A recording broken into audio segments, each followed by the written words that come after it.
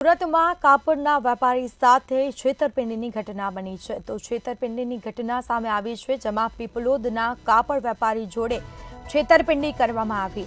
પિતા પુત્ર દ્વારા 34 લાખની ઠગાઈ કરવામાં આવી છે। બીજી તરફ ઠગ વર્ષ 2015માં ફરિયાદીના સંપર્કમાં આવ્યો હતો, જે બાદ પિતા પુત્રએ સાડીનો ધંધો શરૂ કર્યો હતો।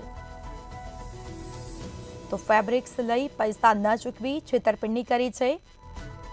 કાપડ લીધું, પૈસા ચૂકવવામાં આવ્યા નથી। વેપારીએ પોલીસ મથકમાં ફરિયાદ નોંધાવી। પોલીસે પિતા પુત્રની ધરપકડ કરવા માટે તજવીજ હાથ ધરી છે। વધુ વિગતો સાથે સંવાદદાતા રાબિયા સાલે ફોનલાઈન પર જોડાયા છે। જી, સુરતમાં અવારનવાર વેપારીઓ જોડે છેતરપિંડીની ઘટનાઓ સામે આવતી હોય છે। વધુ એક છેતરપિંડીની ઘટના સામે આવી, શું છે મામલો? સુરતનો જે પીપલોદ વિસ્તાર છે ત્યાંનો જે એક કાપડ વેપારી છે તે છેતરાયો હોવાનું ભાન થતા તેને ખતોદરા પોલીસ સ્ટેશનમાં પિતા પુત્ર વિરુદ્ધ જે છે ફરિયાદ નોંધાવવામાં આવી છે।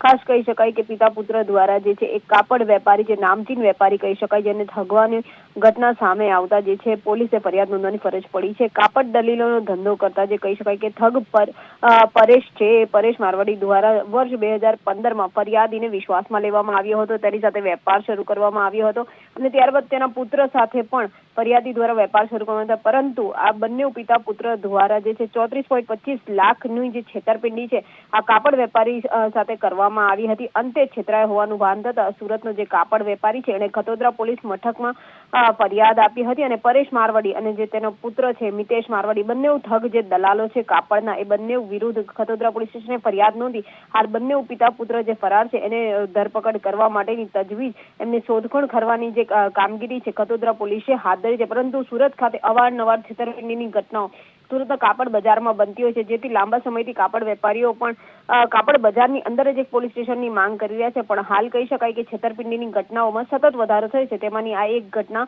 વધુ સામે આવી રહી છે। જી સ્મિતા। જી હા, બિલકુલથી તમામ જાણકારી આપવા બદલ આપનો આભાર। તો કાપડના વેપારી સાથે છેતરપિંડી કરવામાં આવી છે અને આ મામલે પોલીસે તપાસ પણ હાથ ધરી છે।